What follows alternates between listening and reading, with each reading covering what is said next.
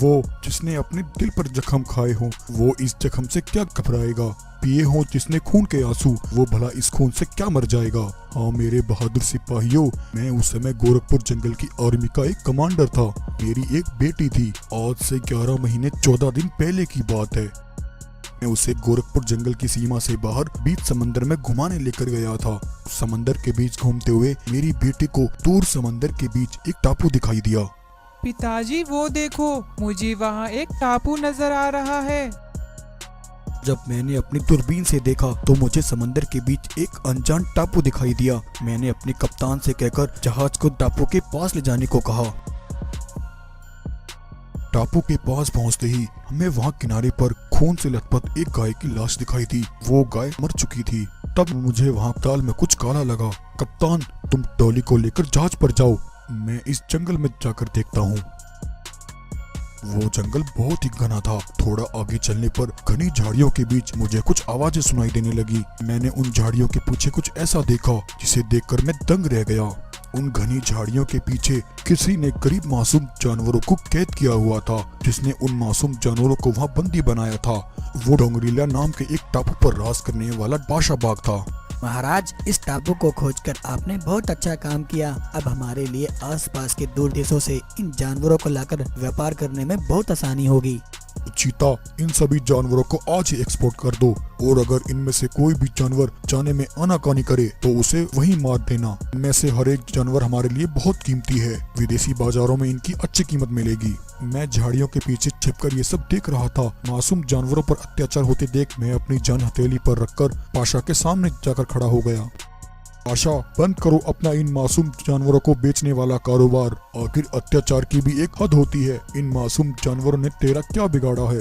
पाशा, मैंने आज अपनी आंखों से तेरे इस काले बाजार को देख लिया है। तेरी भलाई इसी में है। तो इसी समय इन मासूम जानवरों को आजाद कर दे, वरना मैं तेरे इस कारोबार का काला चिट्ठा आसपास के सभी जंगलों में जाकर खुद बताऊंगा। और अगर ऐसा हुआ तो तू अपनी जान बचाने के लिए भागता फिरेगा, लेकिन तुझे कहीं छुपने के लिए जगह नहीं मिलेगी। गोरखपुर जंगल का एक मामूली सा कमांडर मेरे टापू पर आकर मुझे ही धमकी दे रहा है। कमांडर, शायद तू ये भूल गया है, तू यहाँ अकेला है और यहाँ इन जानवरों को बचाने आया है। ये सभी जानवर मेरे गुलाम हैं। मैं इनमें से एक भी जानवर तेरे हवाले नहीं करूँगा। कल ये सभी जानवर बाजार में बेच दिए जाएंगे।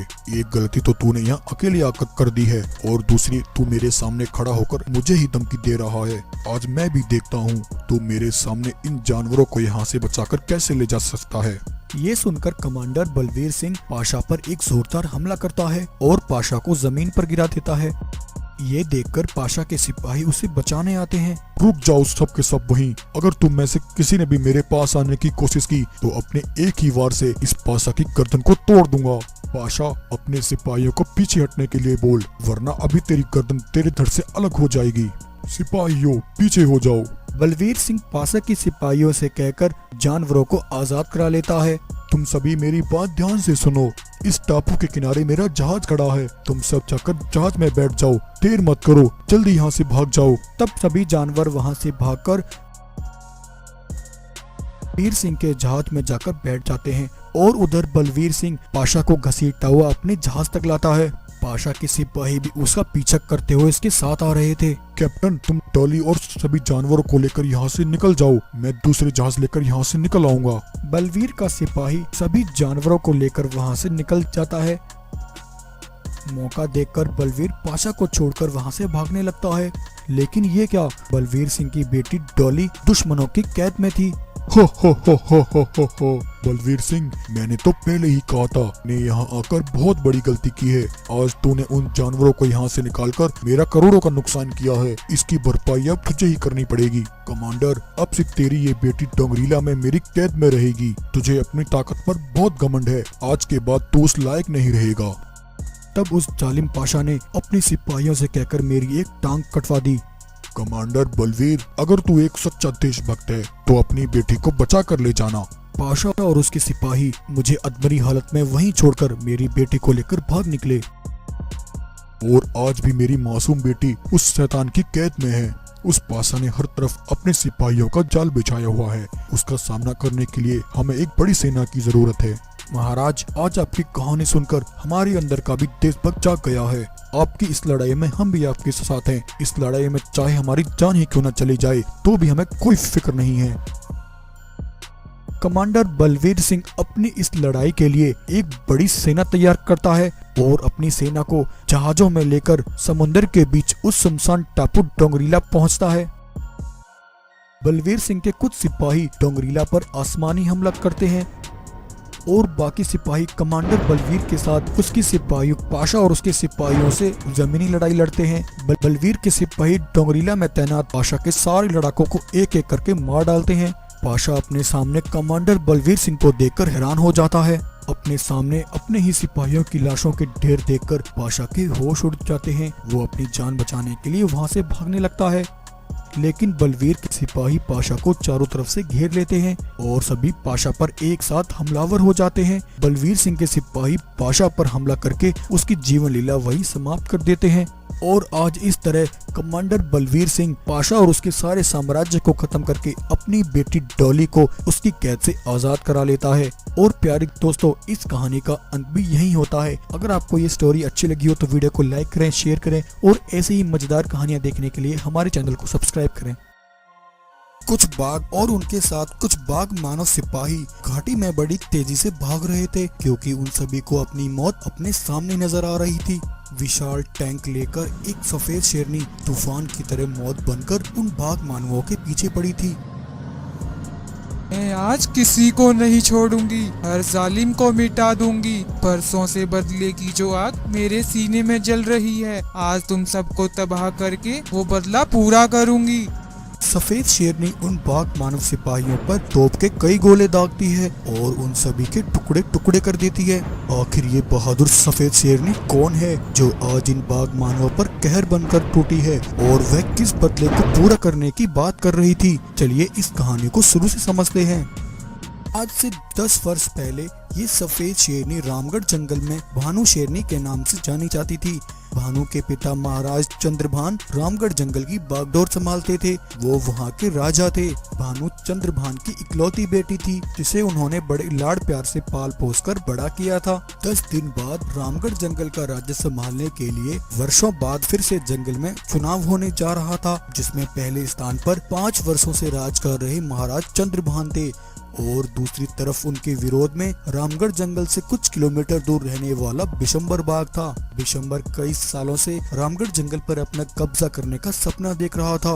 इस बार चाहे कुछ भी हो जाए, अगर घी सीधी उंगली से नहीं निकला तो खून की नदियां बहा दूंगा, लेकिन रामगढ़ जंगल को हत्या कर ही रहूंगा। सिपाहियों, तुम सब तैयार रहना। और वहीं 10 दिन बाद रामगढ़ जंगल में चुनाव की प्रक्रिया शुरू होती है। एक तरफ महाराज चंद्रभान और दूसरी तरफ बिशंबर अपने सिपाहियों के साथ चुनाव लड़ने आता है। बिशंबर के मुकाबले चंद्रभान की तरफ मिलने वाले वोटों की संख्या ज्यादा थी। ये देखकर बिशंबर को अपनी हार साफ नजर आने लगी। तब उसने एक रणनीति बनाई। वो अपने सिपाहियों को लेकर चंद्रभान के सामने आकर खड़ा हो जाता है। इस चुनाव में मिलने वाले वोटों की गिनती दोबारा से होनी चाहिए। मुझे शक है चंद्रभान ने इस बार कोई गड़बड़ी की है। बिशंबर, ये तुम्हारी सिर्फ अपना और मेरा समय बर्बाद करने की एक चाल है। चुनाव के नतीजे तुम्हारे सामने हैं, तुम हार चुके हो बिशंबर। चंद्रभान के साथ झगड़ना बिशंबर की एक चाल थी। इधर बिशंबर चंद्रभान के साथ झगड़कर उसका ध्यान भटका रहा था, तो वहीं दूसरी तरफ उसके कुछ सिपाही बाघ मानव चंद्रभान को मिलने वाले वोटों के कागजों को उठाकर वहाँ से भाग जाते हैं। चंद्रभान बिशंबर के सिपाहियों को भागते हुए देख लेता है। धोखा, मेरे साथ धोखा हुआ है। मैं जान गया हूँ, ये सिर्फ तुम्हारी एक चाल है। अगर ऐसी बात है तो अभी दूध का दूध और पानी का पानी हो जाएगा। वोटों की गिनती एक बार फिर से की जाएगी। और इस तरह एक बार फिर से दोनों की वोटों की गिनती होती है। तब बिशंबर की तरफ मिलने वाले वोटों की संख्या ज्यादा थी और इस तरह मिलने वाले वोटों की हेराफेरी करके बिशंबर ये चुनाव जीत जाता है। चंद्रभान अपने साथ हुई इस नाइंसाफी से हताश होकर अपने कुछ वफादार सिपाहियों के साथ जंगल में हड़ताल पर बैठ जाता है। मुझे इंसाफ चाहिए, मेरे साथ नाइंसाफी हुई है। उस बिशंबर ने मेरे साथ सरेआम धोखा किया है। जब तक मुझे इंसाफ नहीं मिल जाता, मैं बिशंबर का पीछा नहीं छोड़ूंगा। उधर बिशंबर रामगढ़ जंगल पर हुकूमत मिलने से बहुत खुश था। महाराज, जैसा आप चाहते थे अब तो बिल्कुल वैसा ही हुआ है। ये जंगल अब आपके कब्जे में है और उधर वो आपका दुश्मन चंद्रभान जंगल में डर डर की ठोकरें खा रहा है। वो सब तो ठीक है चीता, मुझे इससे ज्यादा खुशी तब होगी जब मैं अपने सामने चंद्रभान को मरते हुए देखूंगा। मैं उसे जीते जी रामगढ़ जंगल के जानवरों की नजरों में गिराना चाहता हूँ। यहाँ के जानवर चंद्रभान से नफरत करेंगे, तभी मैं उनकी नजरों में इज्जत पा सकूंगा। वो इस समय अपने सिपाहियों को लेकर जंगल में हड़ताल पर बैठा है। वो अपनी हार पर चुप नहीं बैठेगा और मेरे रास्ते में टांग अड़ाता ही रहेगा। इसलिए जब तक मैं उसे अपने रास्ते से हटा नहीं देता तब तक मेरे लिए नींद हराम है। उस रात जब चंद्रभान अपने सिपाहियों के साथ सो रहा था, तभी आधी रात बिशंबर अपने सिपाहियों के साथ दबे पांव आकर चंद्रभान के सिपाहियों पर हमला कर देता है। बिशंबर और उसके सिपाही चंद्रभान के सिपाहियों को मारकर उनकी खाल ओढ़ लेते हैं और उसी रात जानवरों के घरों में जाकर सोए हुए मासूम जानवरों पर हमला करके उन्हें मौत के घाट उतार देते हैं। रात में कुछ जानवर चंद्रभान के सिपाहियों को ऐसा करते हुए देख लेते हैं। अगली सुबह जंगल के जानवर अपनी शिकायतें लेकर चंद्रभान के पास आकर खड़े होते हैं। महाराज, आखिर ये आपका किस तरह का इंसाफ है? एक तरफ आप हमारे साथ हमदर्दी जताते हैं और दूसरी तरफ अपने सिपाहियों को भेजकर हमारे बच्चों की हत्या करा रहे हैं। तभी इतने में बिशंबर वहाँ आता है।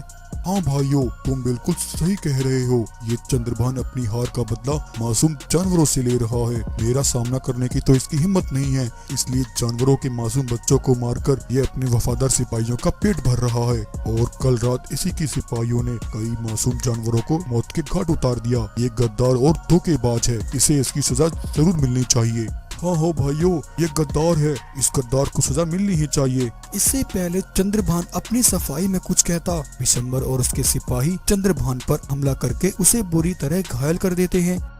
रामगढ़ जंगल के जानवरों, तुम सब चिंता मत करो। इस धोखेबाज को इतनी आसान मौत नहीं दूंगा। मैं इसे ऐसी मौत दूंगा कि इसकी आने वाली 7 पुश्तें भी इसकी मौत का नजारा याद करेंगी। बिशंबर चंद्रभान को बीच चौराहे पर लटका देता है। मासूम भानु शेरनी अपने पिता को बचाने की बहुत कोशिश करती है, लेकिन वो बेचारी अकेली कुछ नहीं कर पाती। बिशंबर के सिपाही भानु के सामने ही उसके पिता को फांसी पर लटका देते हैं। भानु अपने ही सामने अपने पिता को खोने का दुख बर्दाश्त नहीं कर पाती। वो अपने पिता की लाश को उठाकर उसका अंतिम संस्कार करती है। आज उस बिशंबर ने मेरे निर्दोष पिता की हत्या की है, जिसने इतने सालों तक इस जंगल की सेवा की। आज उसी जंगल के बेरहम जानवरों ने मेरे निर्दोष पिता पर रहम तक नहीं खाया। पिताजी, मैं कसम खाती हूँ, आपके ऊपर लगे गद्दारी का कलंक एक दिन जरूर मिटाऊंगी। मैं उस जालिम बिशंबर को तबाह कर दूंगी और आपको इंसाफ जरूर दिलाऊंगी। तब भानु शेरनी एक दूसरे जंगल में आकर रहने लगी। उस मासूम ने अपने बाजुओं में ताकत इकट्ठा करने के लिए तैयारी करना शुरू किया और दिन रात दुश्मन का सामना करने के लिए ट्रेनिंग लेना शुरू की। और आज 1 साल बाद अब भानु शेरनी के अंदर वो ताकत आ चुकी थी कि वो बड़ी से बड़ी चट्टान का भी सामना कर सकती थी। उधर रामगढ़ जंगल में दिन ब दिन बिशंबर का कहर और जुल्म अपने जंगल पर बढ़ता जा रहा था। उसने जबरन मासूम जानवरों की जमीनों पर कब्जा करना शुरू कर दिया। ये मैं क्या सुन रहा हूँ? तुम दोनों ने अभी तक अपनी जमीन के कागजों पर दस्तखत नहीं किए। मुझे जल्द से जल्द हमारे जमीन के कागजों पर तुम दोनों के दस्तखत चाहिए। अगर कल तक ऐसा नहीं हुआ तो मैं तुम्हारा भी वो हाल करूंगा जो मैंने कुछ साल पहले तुम्हारे उस मसीहा चंद्रभान का किया था। इसका मतलब महाराज चंद्रभान बेकसूर थे। हाँ, तुमने सही पहचाना। वो चंद्रभान तो अपनी ईमानदारी के रास्ते पर ही चल रहा था, लेकिन मुझे उसकी ईमानदारी से जलन हो रही थी। इसलिए मैंने उस रात उसके सिपाहियों पर हमला करके उन्हें मारकर उनके सिपाहियों की खालें ओढ़ ली थी और जानवरों के घरों में जाकर उन्हें मौत के घाट उतार दिया था। और मैंने सारा इल्जाम चंद्रभान और उसके सिपाहियों पर लगा दिया। वो मेरे रास्ते का सबसे बड़ा कांटा था। अगर वो आज जिंदा होता तो मैं कभी भी इस जंगल पर अपना कब्जा नहीं कर पाता। वहीं झाड़ियों में छुपी एक गाय बिशंबर की सारी बातें सुन लेती है। बिशंबर की बातें सुनकर गाय तंग रह जाती है। गाय जंगल के सभी जानवरों को इकट्ठा करती है और उन्हें ही सारी बात बताती है। भाइयों, हमसे बहुत बड़ी गलती हो गई। हमने अपने निर्दोष और बेकसूर महाराज चंद्रभान पर भरोसा नहीं किया। एक गलत फैसले के कारण आज महाराज हमारे बीच नहीं रहे। बिशंबर ने अपने लालच में आकर ये सब किया और इल्जाम हमारे महाराज पर डाल दिया। हे भगवान, अब हमारे महाराज चंद्रभान को कौन इंसाफ दिलाएगा और कौन हमें उस दुष्ट के जुल्मों से आजाद कराएगा। तभी इतने में तूफान की तरह दहाड़ते हुए भानु शेरनी वहाँ पहुँचती है। भानु को देखकर जंगल के जानवर हैरान हो जाते हैं। अरे ये तो भानु, भानु है। तुम जिंदा तुम हो। जिंदा हो। हमें लगा नहीं, हमने हमें तुम्हें लगा खो हमने दिया। तुम्हें खो दिया है। नहीं, मैं जिंदा हूँ। मैं उन हत्यारों को मिटाए बगैर नहीं मर सकती। आज मैं उन हत्यारों को तबाह कर दूंगी। तो इस तरह आज भानु एक भयंकर तूफान बनकर उन हत्यारों पर कहर बनकर टूट रही थी। भानु बिशंबर के सभी सिपाहियों पर गोले दागकर उनके टुकड़े टुकड़े कर देती है।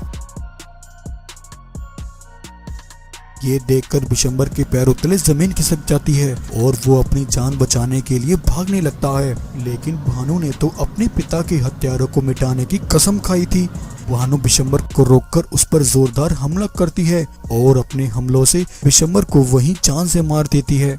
आज भानु अपने पिता की हत्यारों को मारकर उनसे अपने पिता की मौत का बदला पूरा करती है और सालों बाद अपने निर्दोष पिता को इंसाफ दिलाती है। और फिर भानु अपने पिता चंद्रभान के जंगल को खुशी खुशी जानवरों के साथ संभालने लगती है। तो प्यारे दोस्तों, कैसी लगी आपको आज की हमारी ये कहानी? अगर आपको ये स्टोरी अच्छी लगी हो तो वीडियो को लाइक करें, शेयर करें और ऐसे ही मजेदार कहानियां देखने के लिए हमारे चैनल को सब्सक्राइब करें।